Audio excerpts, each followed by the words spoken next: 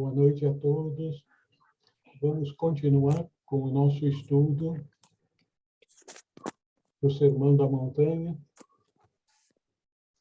E eu acho que seria útil para nós rememorarmos a fundação de todo o nosso estudo espiritual.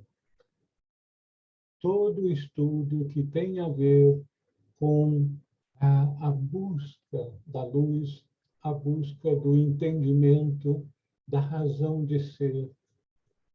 Nossa vida em exílio nesse planeta Terra, a gente precisa botar tudo no seu contexto. Nós nos encontramos aqui como seres humanos porque a fonte de tudo que existe, de todos nós, de toda a família humana, de quase 8 bilhões de seres, todos os percalços,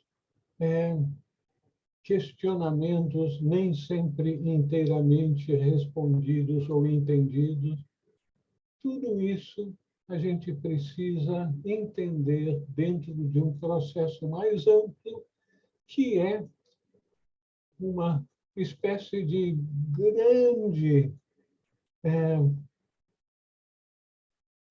uma grande experiência cósmica, divina, em manifestar todo o universo com todos os seus componentes e em nossa poeirinha celestial, que é o planeta Terra, onde vivemos e temos o nosso ser, nós, então, procuramos entender por que nós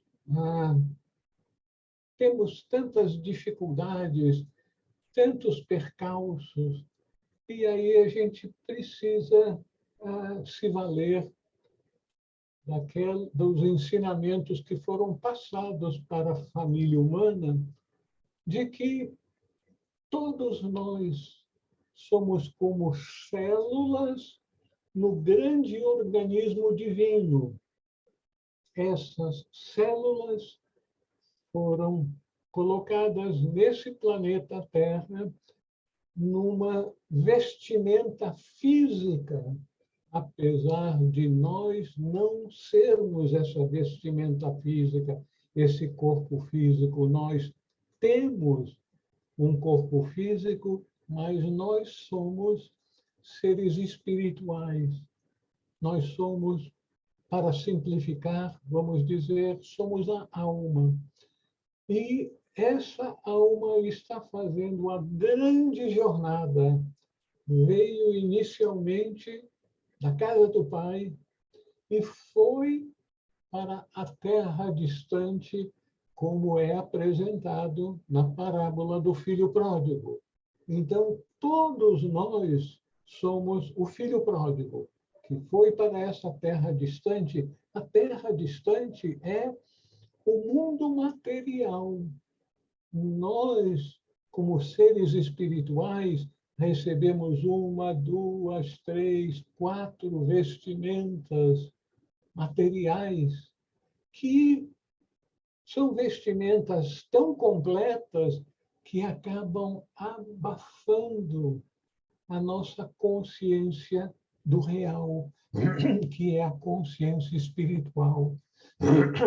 Então, a nossa missão nessa terra distante, como é apresentado na parábola da pérola, o hino da pérola, nós fomos para essa terra distante para resgatarmos uma pérola preciosa da gnose, do conhecimento vivencial.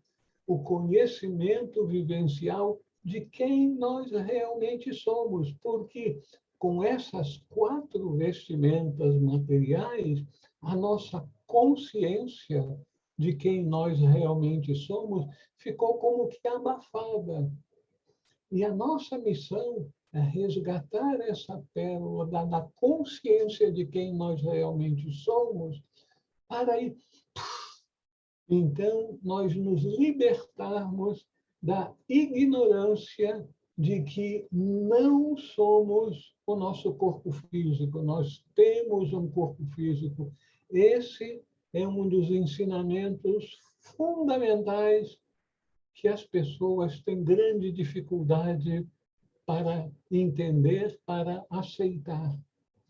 Nós estamos tão condicionados à ideia, perdoem-me por dizer, fake news, de que nós somos o corpo, somos a personalidade, que nós acreditamos nisso. Então, o nosso grande desafio é, pelo menos, aceitar, em tese, como um teste para ser comprovado de que nós somos seres espirituais com esse veículo material, que é um veículo tão maravilhoso que a gente acredita que nós somos esse veículo, mas é um veículo para a nossa consciência espiritual. E a consciência espiritual ficou abafada. E nós precisamos, então, aprender toda uma série de técnicas para libertar essa consciência espiritual. Principalmente a meditação, mas não só a meditação, são os instrumentos que facilitam progressivamente a gente começar a penetrar nessas camadas obscurecedoras da realidade última de que nós somos seres espirituais. E que nós temos, então, como missão resgatarmos a consciência de quem nós somos, e ao resgatarmos a consciência de quem nós somos, seres espirituais, passarmos a agir no mundo, viver no mundo com essa consciência espiritual. E o espiritual abarca o todo. Então, nós vamos ter que viver com uma consciência de que nós fazemos parte desse grande todo. Quando a gente fala, pensa a esse respeito, parece uma missão impossível. Não, olha, eu aqui, eu estou separado de vocês ali. Não, nossos corpos estão separados, mas nossa natureza última, que é espiritual, está em toda parte. Então, todo estudo espiritual tem como propósito fazer com que nós venhamos a abrir os olhos, abrir a consciência, abrir a nossa mente, o nosso coração para essa realidade transformadora, revolucionária, que vai mudar a nossa maneira de ver, a nossa maneira de aceitar as outras pessoas, a nossa maneira de entender que o amor, que é uma força agregadora, é o que deve orientar a nossa vida em termos gerais, porque o objetivo que nós temos é expandir a nossa consciência para nos levar ao estado do reino dos céus, que é um estado de consciência da unidade, em que nós viremos a sentir a unidade com a fonte última, o Pai e Mãe divino, celestial, e com todas as expressões desse Pai e Mãe celestial. Então, tudo que nós estudamos a respeito da vida espiritual, ensinamento dos grandes mestres, incluindo também esse maravilhoso tratado que é o Sermão da Montanha, tudo nos leva a isso, a entender esse processo o que nós estamos fazendo nesse mundo, porque nós somos seres espirituais com veículos materiais que fomos enganados por uma fábula de que nós somos esse ser. A gente bate no peito, eu sou eu mesmo, não sou vocês, não. Mas quando a gente se identifica com o corpo, a gente se identifica com a ilusão, porque o nosso corpo, que nós nos apegamos tanto a ele, é impermanente. Ele não vai durar mais 10 décadas. Vai durar umas poucas décadas.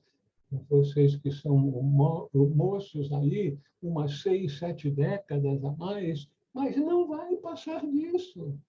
Então, é isso. Nós acreditamos que nós somos essa coisa passageira, enquanto que os ensinamentos espirituais procuram abrir os nossos olhos para a realidade de que nós somos seres espirituais, portanto, eternos.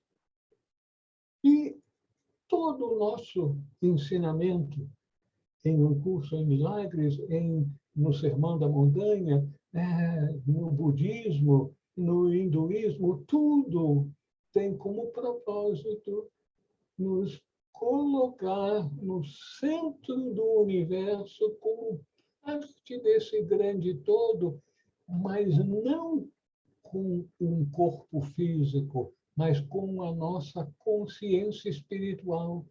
O corpo físico é uma poeirinha no universo, mas o nosso verdadeiro ser, que nós não temos capacidade para perceber, porque a percepção parte dos nossos sentidos, a visão, a audição, tato e assim por diante, a percepção é para as coisas materiais.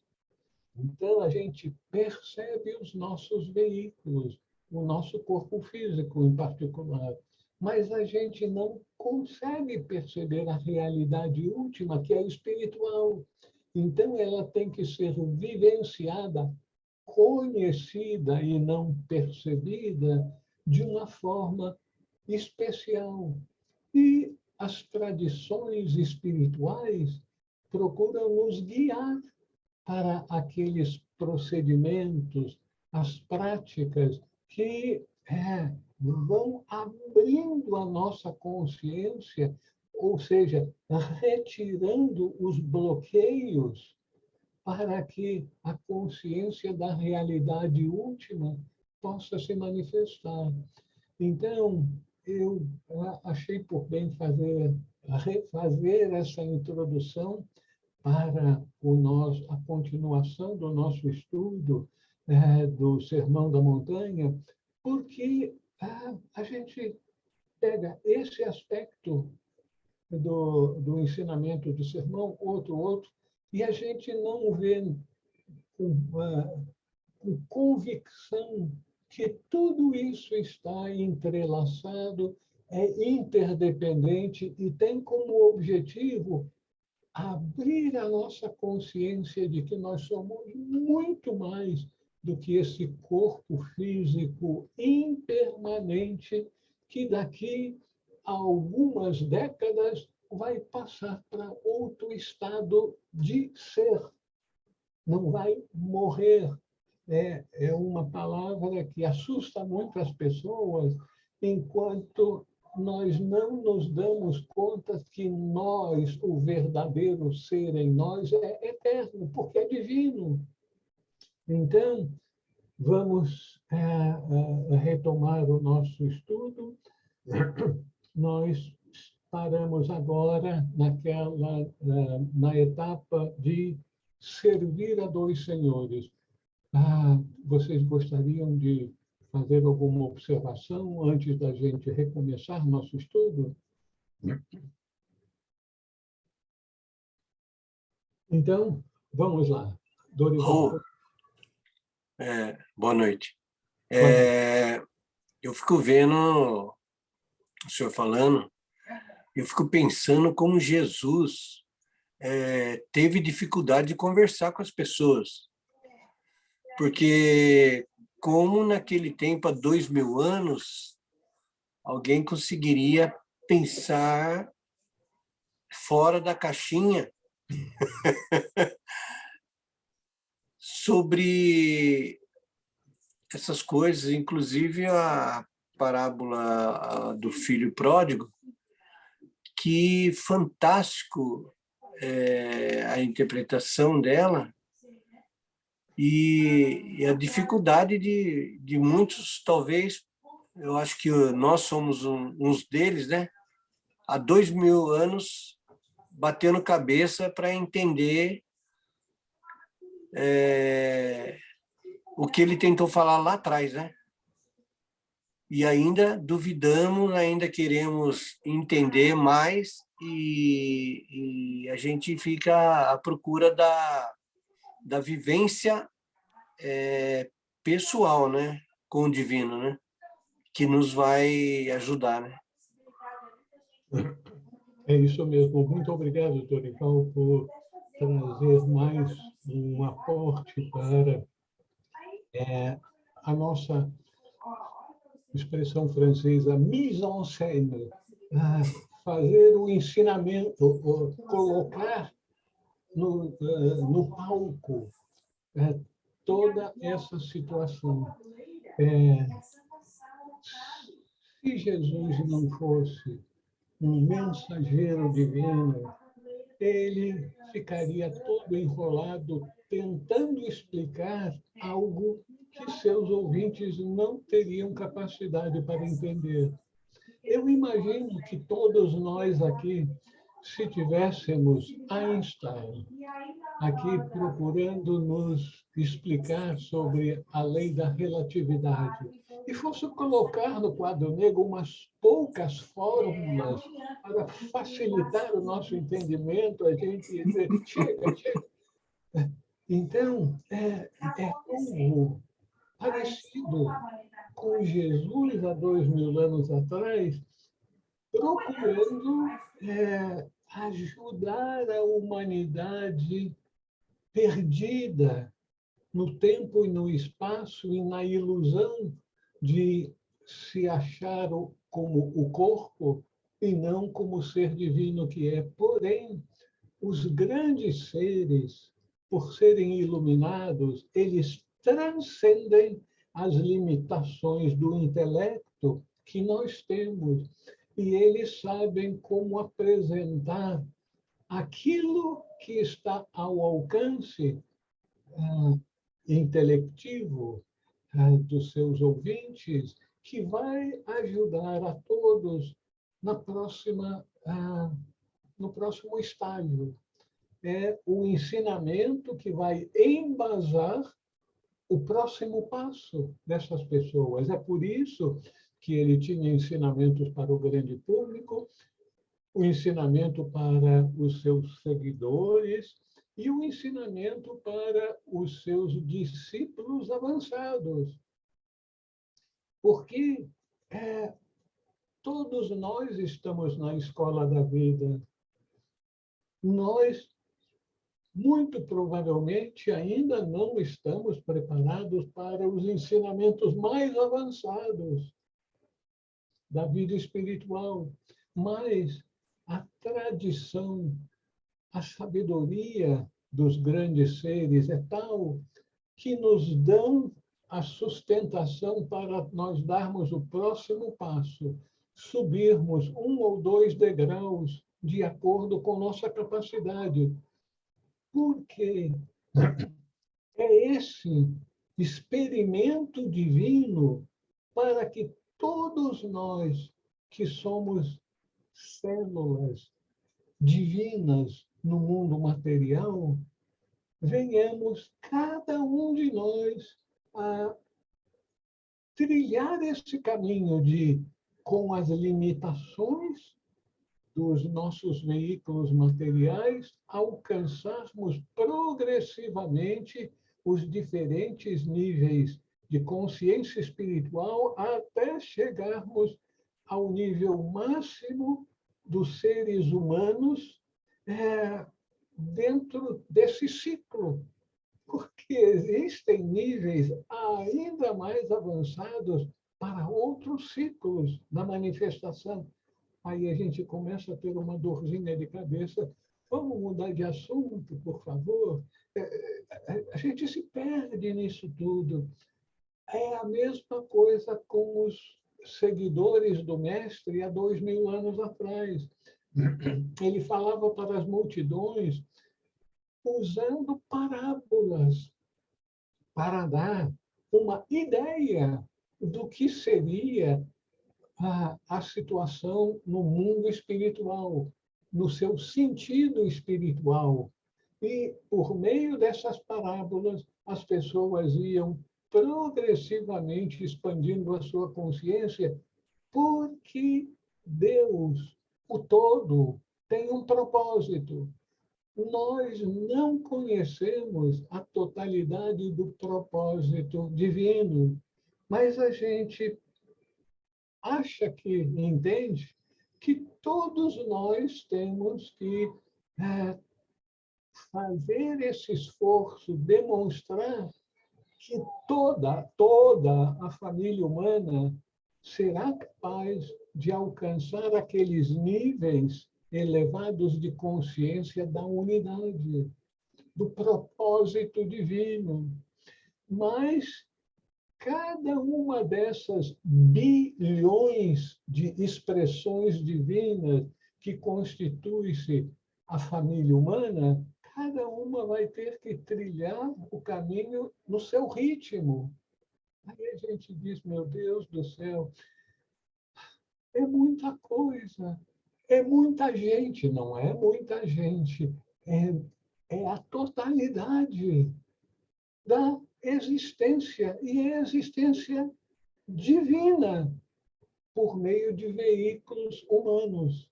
Veículos humanos capazes, ao longo do tempo, de irem expandindo lentamente a consciência, como nós vemos as criancinhas na escola. Quem já foi professor, seja de criancinha pequena, seja de criancinha aborrecente, universitários, todos têm o seu ritmo de aprendizado. Então, isso tudo dá uma dorzinha de cabeça na gente quando a gente tenta entender isso tudo, demonstrando que nós também temos nossas limitações. Os judeus, no tempo de Jesus, tinham uma limitação ainda maior por causa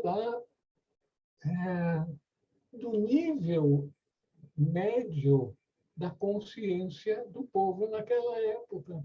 Mas, mesmo assim, o ser divino, o mensageiro divino, Jesus, sabia como ajudar. E essa ajuda foi tão sábia que perdura. Depois de 2000 anos, nós ainda estamos estudando o Sermão da Montanha com o resumo dos ensinamentos principais que ele apresentou naquela época. Então, resumindo tudo, nós temos que ter um sentimento de gratidão muito grande por aquele mensageiro divino e por todos os outros companheiros de equipe espiritual de grandes seres que, ao longo dos séculos, dos milênios, vêm ajudando a família humana a progressivamente, a gente pode botar outra palavra, lentamente, vai expandindo a consciência muito lentamente e cada vez mais vamos nos apoiando uns nos outros como companheiros de jornada, compartilhando aquele pouco que a gente entendeu até agora, e os outros, puxa vida, que bacana, não sabia disso. E o que a gente entendeu até agora é isso, com relação a todo o ensinamento transformador que foi colocado à nossa disposição pelo nosso divino instrutor. Continuamos, então? Obrigado, Raul. Professor. Que bom, a Dilceia saiu do carro. Já estou aqui hoje, já entrei direto na paz aqui. Professor, ouvindo a sua explicação, me ocorreu o seguinte, fazendo um link com o que o Lorival falou, na verdade, o que o mestre disse é isso que o senhor está repetindo, que todos lemos, né, e vemos que ninguém vai ao Pai senão através de mim. É textual, né?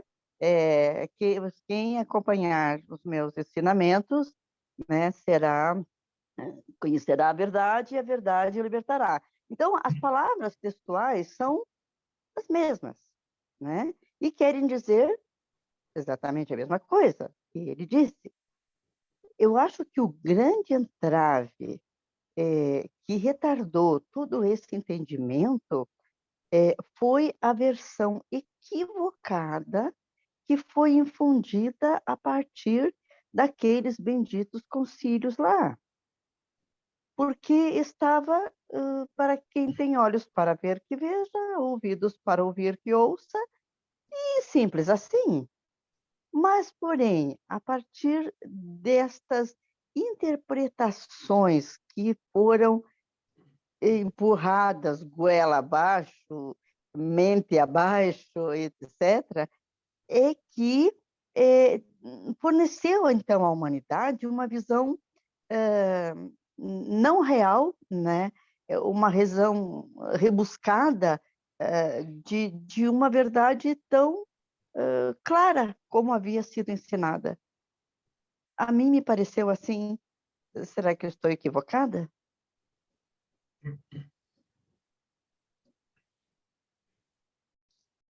Dilceia, eu imagino que você, há algum tempo atrás, quando era uma menininha na escola primária, fez aquelas brincadeiras de sentar numa roda e começar dizer um segredo no ouvido da próxima ao seu lado e essa passar aquele segredo para outra, para outra, para outra. Quando chega no final da roda, aquela última vai dizer o que ouviu. E aquilo que ela diz que ouviu é totalmente diferente da primeira que começou o círculo da história. Isso talvez seja uma imagem do que ocorre, não tão drasticamente assim, nas tradições espirituais.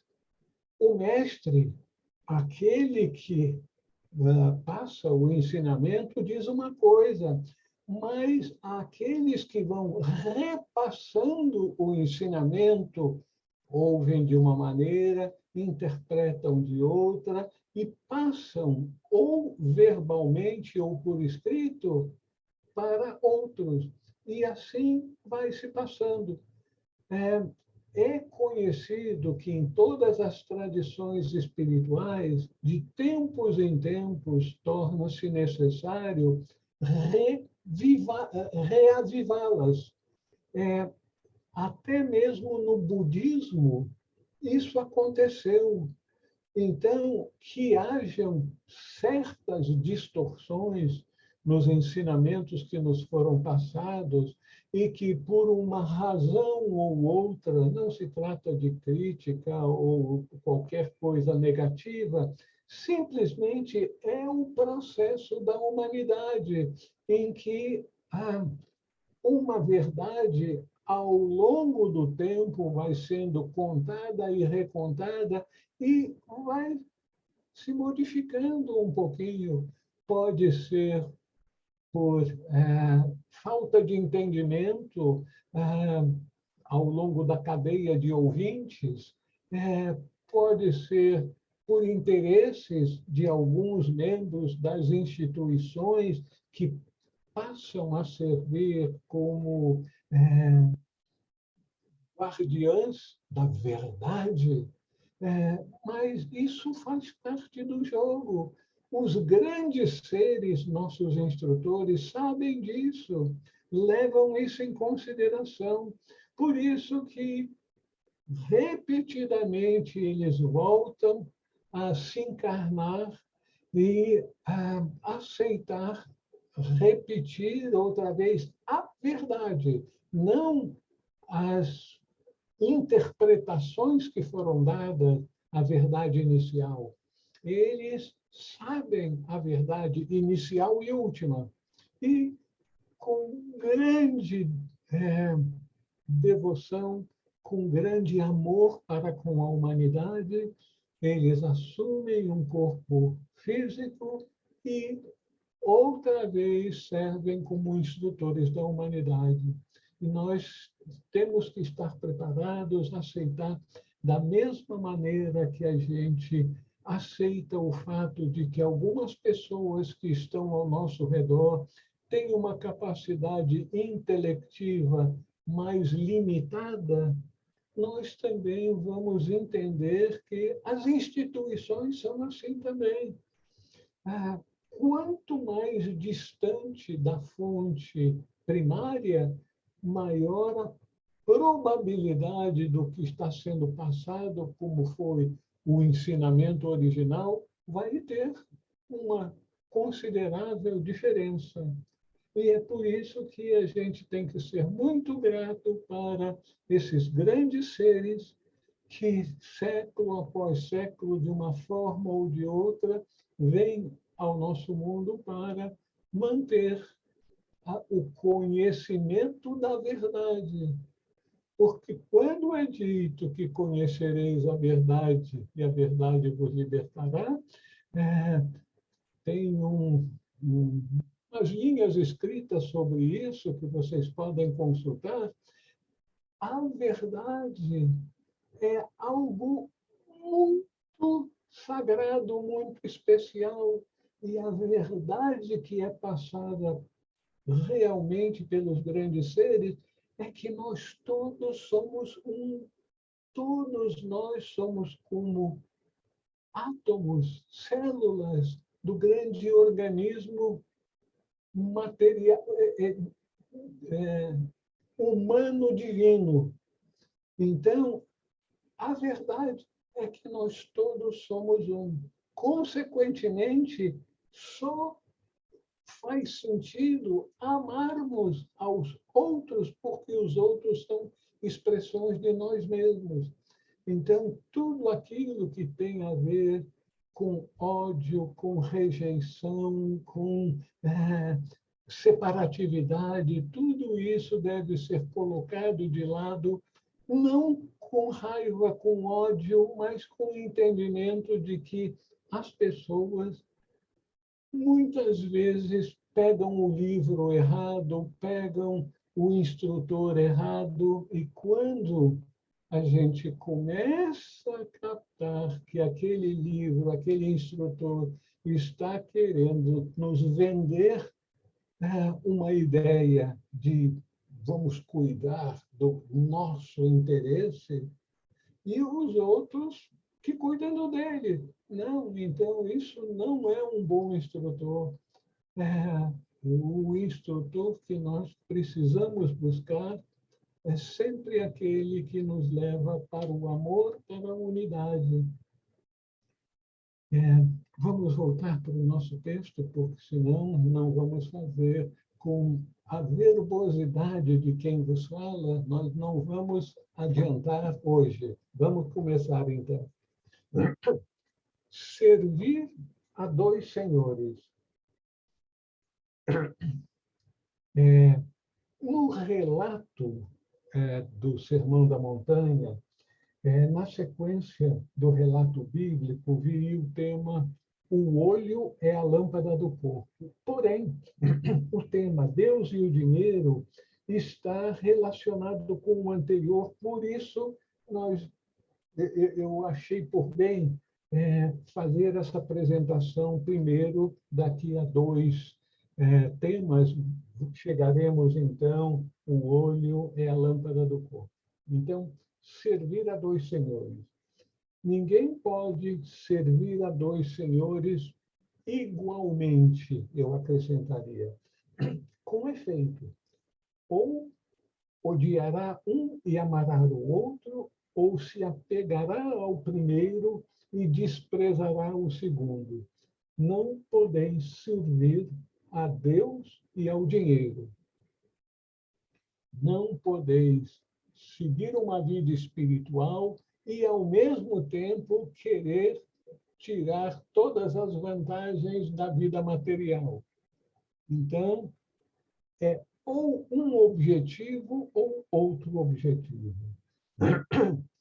E, no fundo, Jesus está reiterando o cerne de seus ensinamentos, que é a escolha de prioridades. Prioridades é a palavra-chave. Não é excluir isso ou aquilo, mas é a prioridade que nós vamos dar aos diferentes temas, aos diferentes interesses em nossa vida. O ser humano que está buscando a vida espiritual precisa cuidar do seu corpo para progredir na vida espiritual. Mas ele deve estabelecer prioridades, tendo em vista que as necessidades do corpo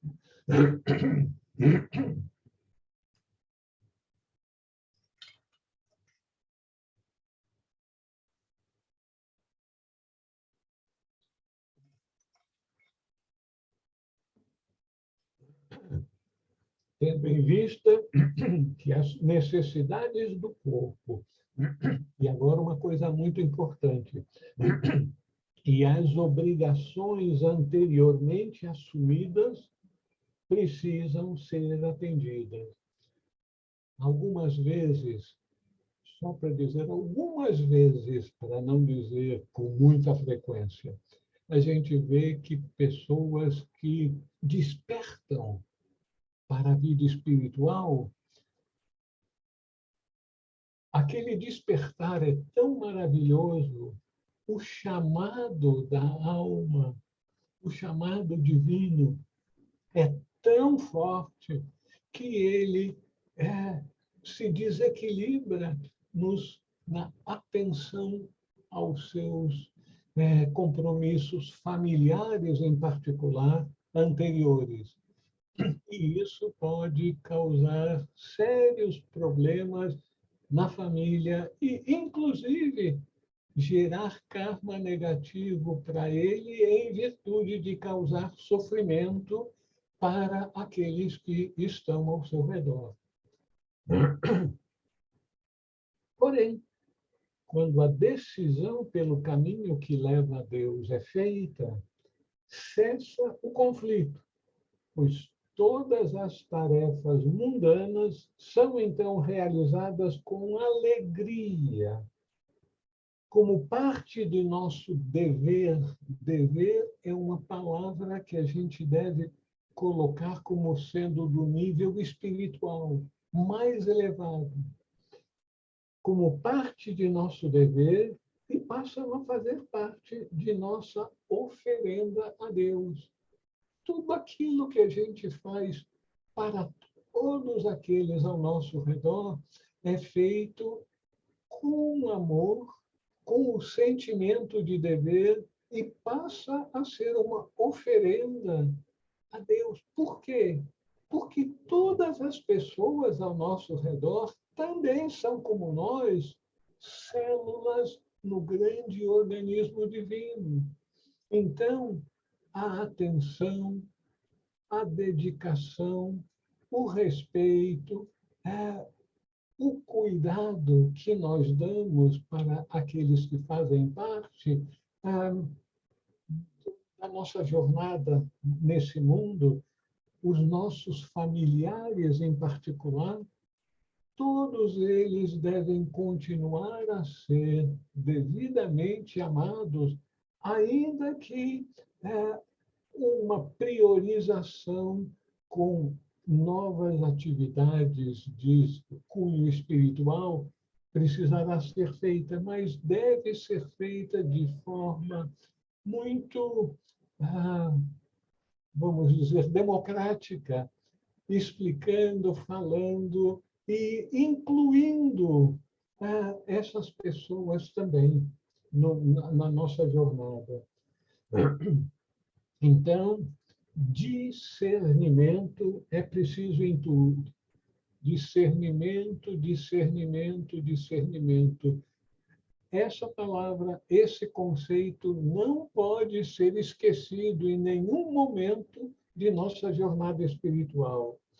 Discernimento é preciso em tudo na vida, inclusive em nossos deveres e práticas espirituais. Muitos cristãos que vão à igreja, que se dizem devotos de Jesus, de Nossa Senhora, aceitam esses ensinamentos teoricamente, infelizmente, teoricamente, mas temem aplicá-los na prática. Essa vacilação acaba criando uma série de dificuldades que sempre acompanham a inconsistência e a fraqueza dos buscadores espirituais. O ser humano é, em essência, espiritual. Portanto, ele foi feito para viver para um objetivo último espiritual. A busca da riqueza e da fama oferece, certamente, a gente sabe muito bem disso, satisfações passageiras. Aquele que foi ministro já não é mais ministro. Aquele que foi presidente já não é mais presidente. Aquela que era a primeira ministra de um país importante na Europa, agora já não é mais primeira-ministra. E assim por diante. Tudo no mundo material é passageiro e a gente deve ter isso sempre em nossa consciência. A busca da riqueza e da fama oferece satisfações passageiras. Porém, mais cedo ou mais tarde, o homem bem-sucedido no sentido material ou social acaba sentindo uma nostalgia, uma carência interior. A grande jornada é conhecida pelos grandes seres como expressões de Deus. Na sabedoria mais elevada, eles sabem das etapas do processo e, então, nos ajudam colocando em nosso interior, na nossa programação essencial, uma espécie de saudade, nostalgia. Você buscou as coisas desse mundo, tudo bem, ótimo, faz parte do processo. Você foi bem-sucedido, muito bem, mas eles, os nossos divinos instrutores, sabem que a gente não pode ficar amarrado por muito tempo nessas coisas passageiras. Então, eles nos mandam uma ajuda que a gente considera, meu Deus do céu, que desgraça, eu já não estou mais no governo, eu já não sou mais um bilionário, eu sou só um milionário, perdi isso, perdi aquilo. As coisas passageiras ficam para trás e aquela nostalgia, aquela saudade que a gente inicialmente não consegue explicar, fica lá no nosso coração e a gente então busca aqui, busca ali, e aí a gente sente que a busca não deve ser mais no mundo exterior, mas deve se voltar para o interior. E aí começa a busca espiritual. Esse sentimento que poderia nos chamar de saudade da casa do Pai é o chamado do alto, que é sentido inevitavelmente por todos nós, filhos pródigos que somos, solitários nesta terra distante em que vivemos, mesmo quando cercado pela multidão. Então, a gente deve se dar conta de quem nós realmente somos. Nós somos seres espirituais, vivendo num contexto material com o objetivo último espiritual, de voltar para a casa do Pai, que não é uma casa com paredes, é uma imagem de um lugar que a gente vai se sentir protegido, satisfeito, felizes. E essa felicidade na casa do Pai, a casa do Pai é um estado de consciência que não é limitado por paredes, mas que é amplo e abarca todos os seres. Aí a gente, nossa, mas que casa esquisita é essa que não tem paredes, mas que todo mundo está lá dentro? Sim. E a gente, quando tiver essa experiência, meu Deus do céu, que maravilha! Essas experiências a gente pode ter por meio de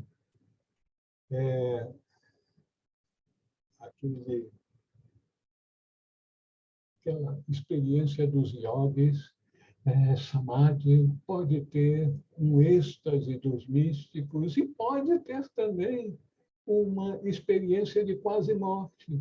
E a coisa que é surpreendente é que muitas mães com filhos pequenos que têm uma experiência de quase morte, quando se veem do outro lado, mas com consciência, é tão maravilhoso aquele sentimento de unidade que não querem voltar para a Terra, mesmo sendo mães amorosas. E aí recebem um catucãozinho aqui, acorda, minha irmã, está na hora de você voltar. Mas eu tenho que voltar, não posso ficar aqui. Não, a sua missão não terminou. E a missão que todos nós temos é passarmos por essa experiência do reino de Deus e ajudar aos nossos irmãos a buscar essa experiência, saber que ela é verdadeira, que o nosso verdadeiro mundo, o nosso verdadeiro lar não é aqui, é lá. E o lá é em toda parte. Você não está falando coisa com coisa, fala português, homem. O que é essa vivência tão transformadora que as pessoas ficam realmente sem voz, sem capacidade de transmitir para os outros uma experiência espiritual com palavras materiais. Vocês gostariam de fazer alguma observação, alguma pergunta antes de passarmos para o próximo assunto? Então, o próximo tema é entregar-se à providência divina. Por isso eu vos digo, não vos preocupeis com a vossa vida quanto ao que haveis de comer, nem com o vosso corpo quanto ao que haveis de vestir. Não é a vida mais do que o alimento e o corpo mais do que a roupa? Olhai as aves do céu, não semeiam nem colhem, nem ajuntam em celeiros.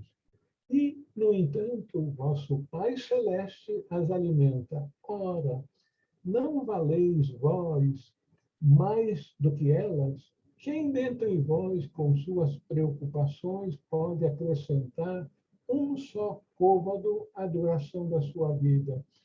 Ah, eu busquei no Google o côvados. Autores dizem que era uma medida linear equivalente a um palmo, algo como 22 centímetros. Outros falam de outras medidas, enquanto aqui parece estar relacionado com duração de vida. Então, que seja isso para nós. Nós não podemos acrescentar a nossa vida, a não ser abandonando hábitos negativos, como fumar cigarro, tomar drogas, beber, ter ódio, ter pensamentos negativos. Tudo isso diminui a vida. Então, quando a gente tem uma vida mais saudável, no sentido da saúde do corpo físico e da saúde mental, a gente pode, de certa forma, aumentar um pouquinho a nossa vida. Mas isso é dentro de limites bem pequenos. E com a roupa? Por que andais preocupados? Aprendei dos lírios do campo como crescem e não trabalham nem fiam. E, no entanto, eu vos asseguro, dizia Jesus, que nem Salomão, em toda a sua glória, se vestiu como um deles. Ora, se Deus veste assim a erva do campo, que existe hoje e amanhã será lançada ao forno, não fará ele muito mais por vós, homens fracos na fé? Por isso, não andeis preocupados, dizendo: que iremos comer, ou que iremos beber, ou que iremos vestir? De fato, são os gentios que estão à procura de tudo isso. O vosso Pai Celeste sabe que tendes necessidade de todas essas coisas. Porém, buscai em primeiro lugar o reino de Deus e sua justiça, e todas essas coisas vos serão acrescentadas. Não vos preocupeis, portanto, com o dia de amanhã, pois o dia de amanhã se preocupará consigo mesmo. Cada dia basta o seu mal, ou poderíamos dizer, a cada dia basta o seu karma. Então, cada dia nós teremos que viver com o que aquele dia nos aguarda. Não vamos ficar pensando antecipadamente. E a gente lê isso, ouve a esse respeito, e aí, puxa vida, quanto tempo do dia de hoje, de ontem, eu fiquei pensando no amanhã. E o grande desafio de todos nós é sempre plena atenção com a situação presente. Como é difícil nós mantermos a plena atenção. Esse é o nosso desafio e a nossa orientação divina, de não vivermos nem no passado, nem remoendo as coisas do passado, e nos preocupando com o futuro. Vamos viver da melhor maneira possível o momento presente. Então, continuando com essa mesma linha de instrução, Jesus oferece exemplos vívidos sobre prioridades a todos os seus ouvintes daquele tempo e ainda nos tempos atuais. Tendo em vista o corre-corre dos homens preocupados com o dia de amanhã, o mestre chama a atenção de seus discípulos para a serena quietude, harmonia e beleza da natureza ao nosso redor. As orientações têm um sentido metafórico. Não devemos nem podemos viver como as aves do céu, nem os lírios do campo. A lição é, mais uma vez, uma questão de ênfase e de prioridades. Ênfase e prioridades que nós deveríamos ter. E a gente ouve isso tudo, é muito bonito. E a gente entra por um ouvido, sai pelo outro, e a gente continua amarrado no passado ou no futuro, esquecendo que todos os instrutores dizem que, a menos que a gente aprenda a viver com plena atenção no momento em que as coisas estão acontecendo, a gente não vai fazer grandes progressos. Buscar nosso sustento é preciso, mas sem a preocupação, ansiedade e, principalmente, sem a ganância que arruinam tantas vidas. Uma interpretação literal levaria a uma atitude inaceitável de lassidão e negligência das coisas físicas e, com isso, uma dependência dos outros, causando um peso excessivo para os outros. A gente pode botar um parêntese aqui e saber, quase todos nós tivemos um parente, um amigo, um conhecido que, em virtude da pandemia, dos problemas da economia e pessoas perdendo o emprego, nesses últimos anos, conhecemos pessoas que perderam o emprego e tiveram que ser sustentados por familiares, até mesmo por amigos. E como isso causa perturbações na sociedade e nos relacionamentos. Então, tudo tem a ver com prioridades e ênfases, mas não virar as costas para as coisas desse mundo. O apóstolo Paulo, que viajava muito, ia de um lado para outro com alguns de seus discípulos o acompanhando, e ele chamava a atenção de seus discípulos para a importância de contribuir de alguma forma às comunidades que os recebiam. Nós vemos isso numa de suas epístolas aos Tessalonicenses. Não vivemos de maneira desordenada em vosso meio, nem recebemos de graça o pão que comemos. Antes, no esforço e na fadiga, de dia e de noite, trabalhamos para não sermos pesado a nenhum de vós. Então, os grandes seres sabem que a gente vive nesse mundo e tem que cuidar das coisas desse mundo. Porém, sabedoria é encontrar equilíbrio e as devidas prioridades. No estágio mais avançado da evolução, a atitude necessária é a do dever. Aí, veja só, no estágio mais avançado da evolução, não é nos dias de hoje com a consciência que nós temos,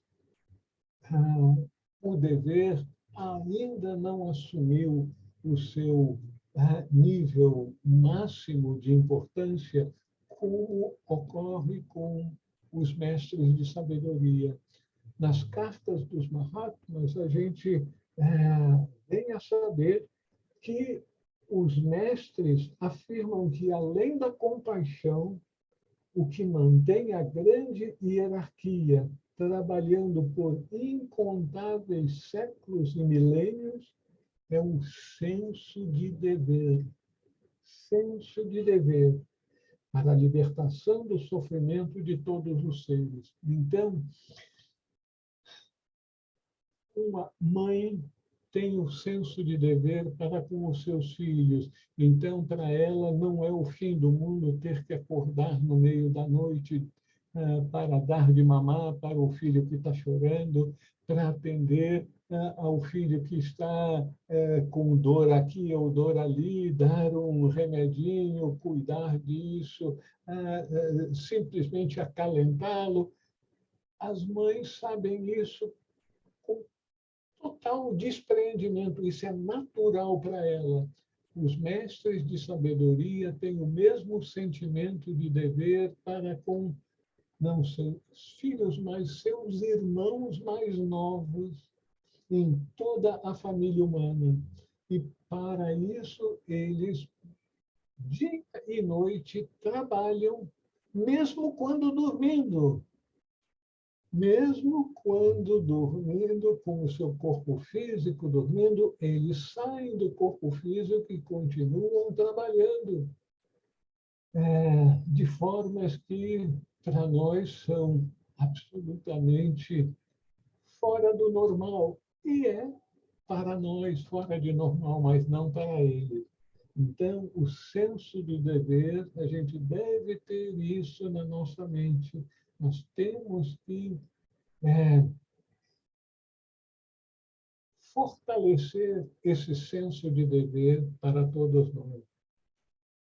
Porque a grande meta é sempre o despertar para a verdadeira vida, que é a vida espiritual, e buscarmos a capacitação para ajudarmos na libertação do sofrimento de todos os seres.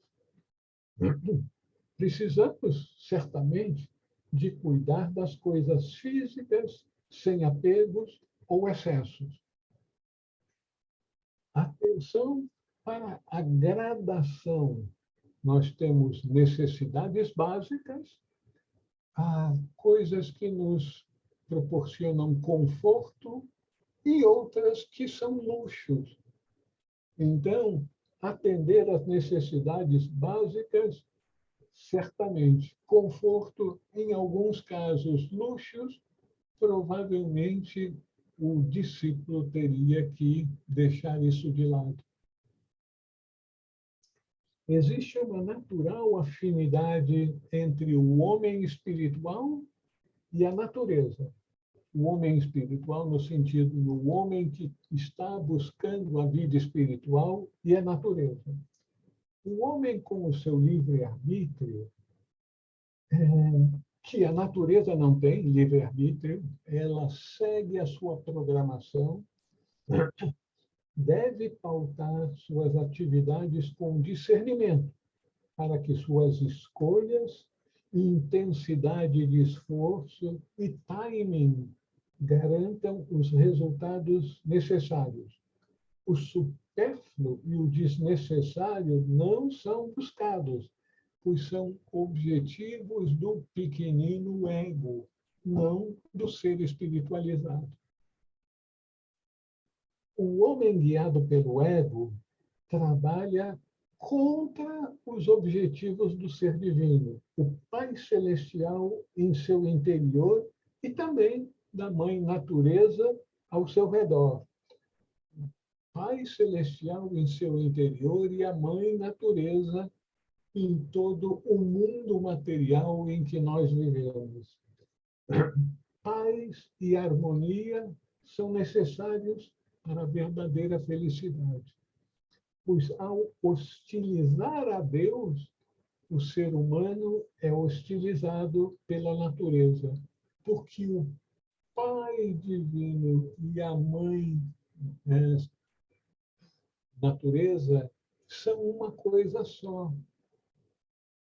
Então, aquele que dá as costas para o divino, o aspecto do divino na natureza naturalmente vai refletir a atitude daquela pessoa. Então, a natureza poderá hostilizá-lo. Quando o homem fizer as pazes com Deus, ou seja, buscar em primeiro lugar o reino de Deus, então o mundo de Deus fará as pazes com o homem, oferecendo as condições necessárias para o seu sustento. A natureza produz com beleza e perfeição suas obras por amor, ao longo dos séculos, sem buscar elogios e sem desistir, mesmo com a destruição de parte de sua obra. Destruição de parte de sua obra. Será que os desmatamentos, colocar fogo em enormes extensões de florestas, será que está incluído nisso? Cada um tire suas conclusões. O dever impele também a mãe natureza, bem como a nossa mãe terrena. Assim, devemos manifestar nossa luz interior para ajudar a iluminar o mundo. Cristo no interior de cada criatura faz.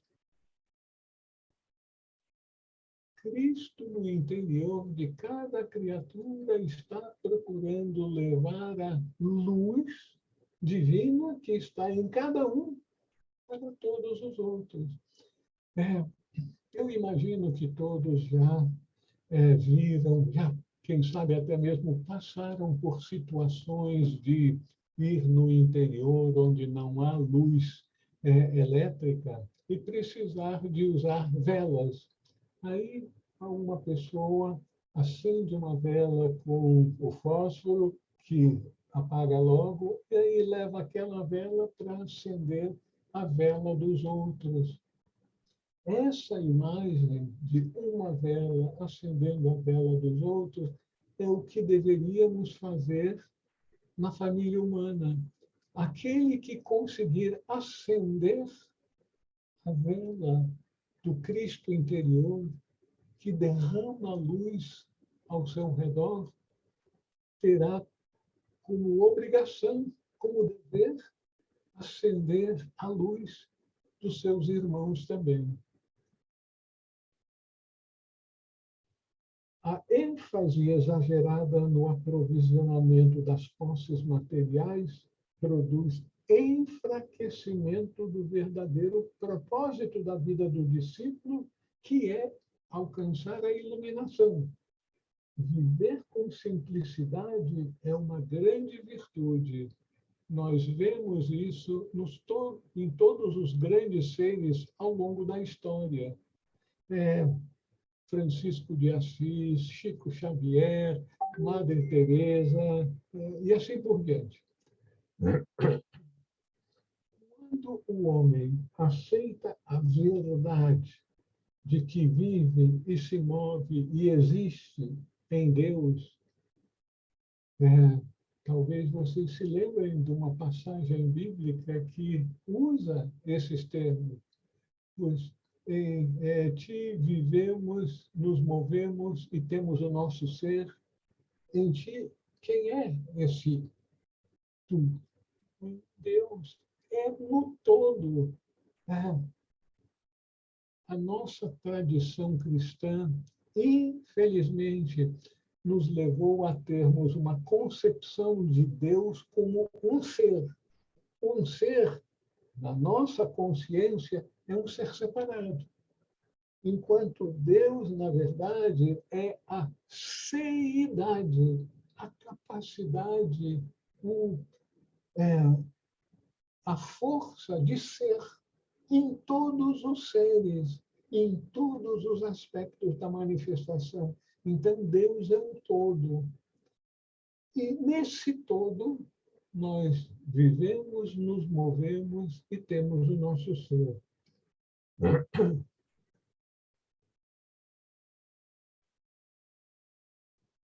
O homem espiritual, como, por exemplo, Francisco de Assis, está sintonizado não só com o Pai Celestial, mas com a Mãe Natureza. Tão logo ocorre a mudança de sintonia do autocentrismo eu, né, para a força unitiva do amor desinteressado por todas as manifestações do todo, então nós estamos no caminho certo. O problema de aprovisionamento cessa para o homem iluminado, pois para ele não há mais dualidade. A fonte e o suprimento não são duas coisas separadas, mas um só estado de ser. Talvez seja um pouquinho difícil para nós entendermos isso, porque, quem sabe, nós ainda não somos iluminados. Assim que nós alcançarmos a iluminação, esse conhecimento será absolutamente natural para nós. Não há mais dualidade no ser iluminado. Então, a fonte e o suprimento é uma coisa só.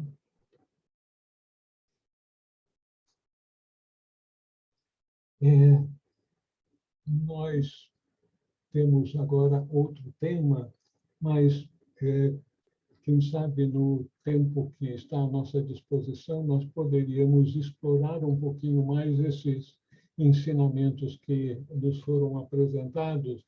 Vocês gostariam de fazer alguma observação ou pergunta?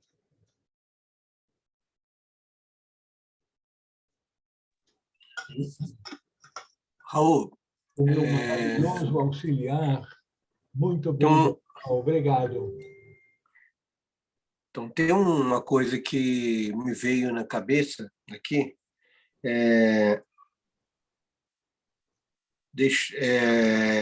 as providências divinas. Não se preocupe com as coisas materiais. E a gente vê que realmente, se tudo se transforma, a matéria também se transforma. E aí o todo está em tudo. Realmente é besteira até o material, né? Negar o material. O material é excelente para nós, né? É tudo, faz parte do todo, né? Isso mesmo. Então é fantástico você não querer, eu vou ignorar a matéria, vou ficar fora da matéria, eu quero mais o espiritual. É negar realmente, é como foi falado aqui, é virar as costas para o seu dever com a matéria, né? É fantástico, se é o que eu entendi direito, né? É isso mesmo, Dorival.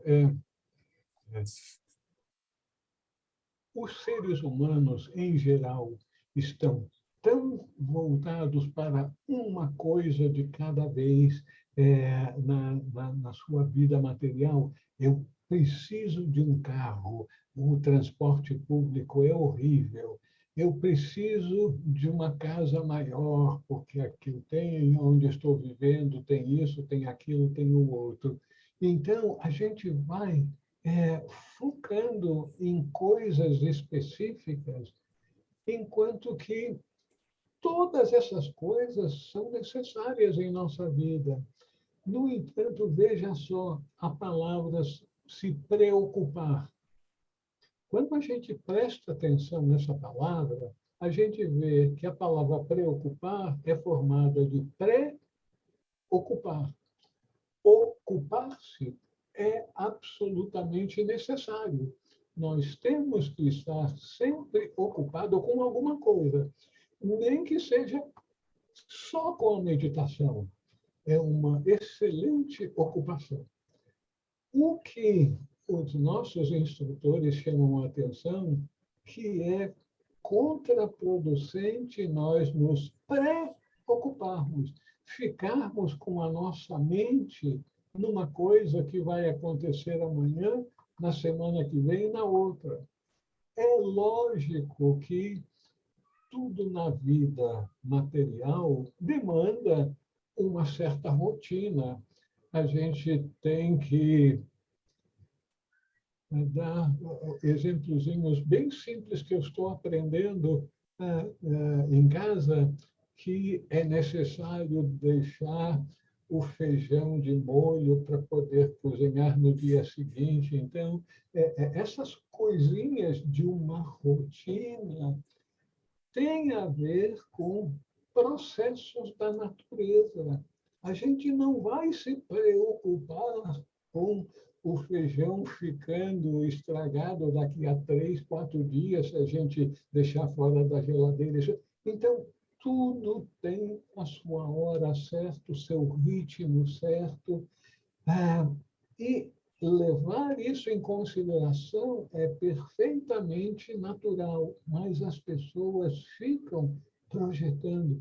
Meu Deus, será que eu vou conseguir isso no mês que vem? Eu quero fazer aquela viagem, mas será que eu vou ter dinheiro? Será que vai ser possível conseguir um assento, um bom assento? E fica se preocupando e não dá a devida atenção, a E plena agora? atenção às coisas que estão acontecendo nesse momento. Pois não. Eu lhe interrompi, Dorival. Não, não, não é. Eu estava confirmando. Eu vejo assim também, é o aqui e agora, como importante, se o aqui e agora for feito com a vontade divina, nós caminhamos para o divino e estamos no caminho do Pai, né? Então é aqui e agora, a cada Isso, momento para frente, né? isso mesmo, Evitando de voltar para trás. isso mesmo.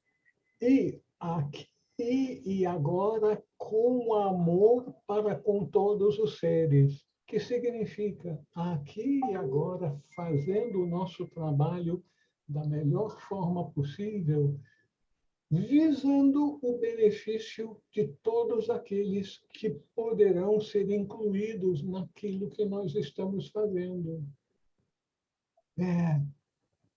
Plena atenção e muito amor em tudo aquilo que a gente faz. Amor como o desejo de beneficiar ao maior número possível de pessoas e o amor com fazer tudo da melhor forma possível. Obrigado, Raul. Obrigado. Mais alguma observação ou pergunta?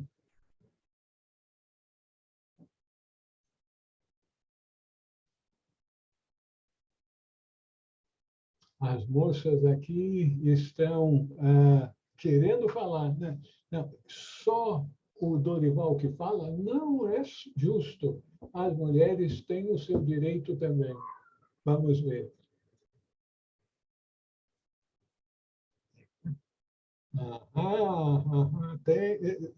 Estou sentindo que vai haver agora a vez das mulheres.